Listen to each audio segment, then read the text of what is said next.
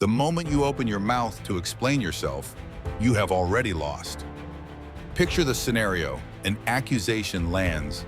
It might be a subtle jab at a dinner party, a questioning of your competence in a high-stakes meeting, or a lover twisting your words during an argument. You feel the heat rise in your chest. The cortisol spikes. Your brain screams that you are being misunderstood, that the truth is being distorted, and that you must correct the record immediately. So you speak, you clarify, you justify, you offer context, and in that exact second you have handed them your throat, because the world does not judge you by the truth of your words. It judges you by the desperation of your delivery. The one who explains is the one who submits. The one who defends is the one who accepts the other person's authority to judge them. Niccolò Machiavelli, the master of power dynamics, understood a brutal truth that modern society has tried to breed out of you. Power is not about being right. It is about who holds the frame with their thumb. When you defend yourself, you step into their frame. You become the defendant in their courtroom, waiting for a verdict. But the goal is not to win the case. The goal is to refuse the jurisdiction of the court entirely. To understand why we do this, we must look at the psychology of defense. This urge to explain is not natural. It is a conditioned reflex from childhood. Think back to when you were 5 years old, when a parent or teacher accused you of something. What was the only way to escape punishment? Explanation. I didn't break it, it fell. He hit me first.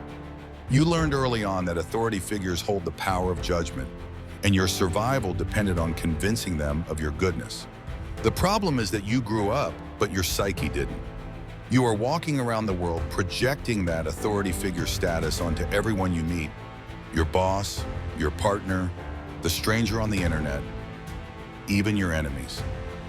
When you defend yourself, you are subconsciously saying, "You are the judge, I am the child. Please accept my plea so I can feel safe again." It reeks of weakness. Human beings, primal as we are, can smell that scent of submission from a mile away. Machiavelli wrote, "It is much safer to be feared than loved." Translate that to modern social dynamics. It is much safer to be respected than understood. A king does not explain his decree to the peasant. A lion does not explain its hunt to the gazelle. When you rush to defend, you are prioritizing being understood over being respected. You signal that your internal stability depends on their agreement. You hand them the keys to your house, and once they have them, they can trash the place whenever they want. So how do you break this cycle? You must override your biology with strategy. Technique 1, the weaponized silence. Imagine someone throws a verbal spike at you. Perhaps you're being incredibly selfish right now. The old you would list the things you did for them yesterday. The sovereign you does something else. You look at them, you hold eye contact, you do not blink, you keep your face completely neutral, and you let the silence hang in the air for 3, 4, 5 seconds. This silence is not passive, it is a weapon. It creates a psychological vacuum. The human brain is terrified of silence during a conflict because it signals a rupture in the social fabric. By not responding, you mirror their energy back at them. You force them to sit in the tension they created. Usually they will start to crumble. They will speak again to fill the void, often backtracking or explaining themselves. The power has flipped. You have become a void, and you cannot attack a void. Technique 2, agree and amplify. Sometimes silence is not enough. Sometimes the situation requires words, but never defensive words. If you must speak, use the Aikido of conversation. Agree and amplify. If someone accuses you of something absurd, defending yourself validates the absurdity. It suggests the accusation is serious enough to warrant a response. Instead, lean into it. Exaggerate it until it becomes a caricature. If they say, "You are so obsessed with money, you're greedy," do not talk about your charity work. Instead, say with a flat face, "You caught me. I actually swim in a vault of gold coins like Scrooge McDuck every Tuesday. It's terrible for my back." You have refused to be insulted. You have proved you are not insecure about the topic. You have turned their serious attack into a joke. This signals amused mastery, the attitude of a parent watching a toddler throw a tantrum. You don't argue with the toddler. You are amused by the drama because you know you are safe. Technique 3, flip the judge-defendant role. Every conversation has a meta structure. In conflict, there is a judge, high status, asking questions, and a defendant, low status, answering. The most lethal trick is to refuse the role of defendant and seize the role of judge. You do this by answering a question with a question, or by analyzing their behavior instead of your own. If they ask, "Why are you always so late?" do not blame traffic. Ask, "Why does my arrival time affect your mood so deeply?"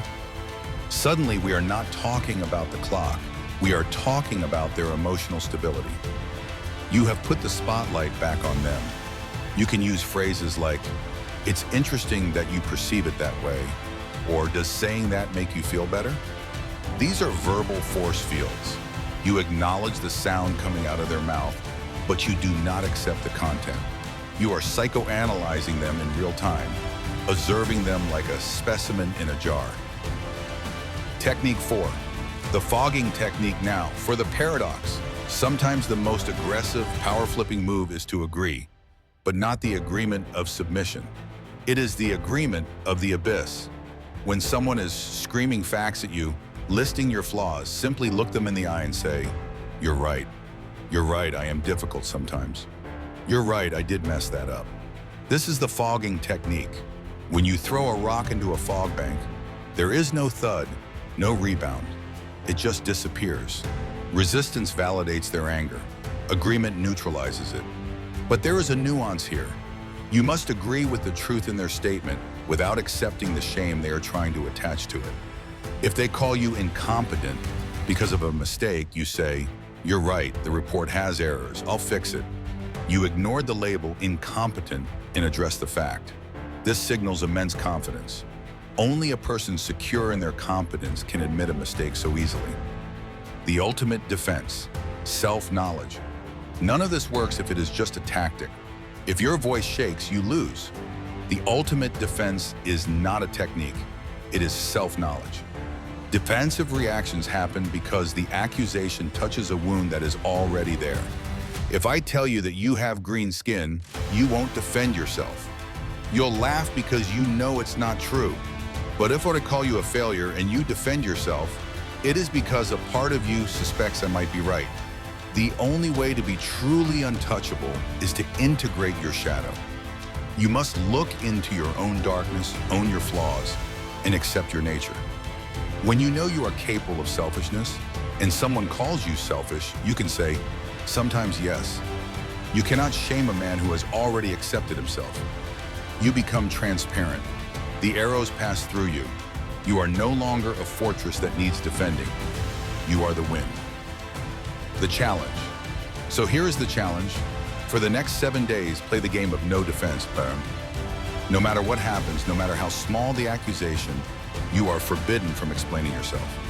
If you are late, say "I'm late." Do not give the reason. If you spill the coffee, say "I spilled the coffee." Do not blame the slippery cup. Sit in the fire of that discomfort. Feel the urge to fix it, to manage their perception, to be the good guy.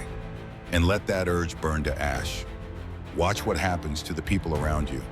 Watch confusion turn into respect.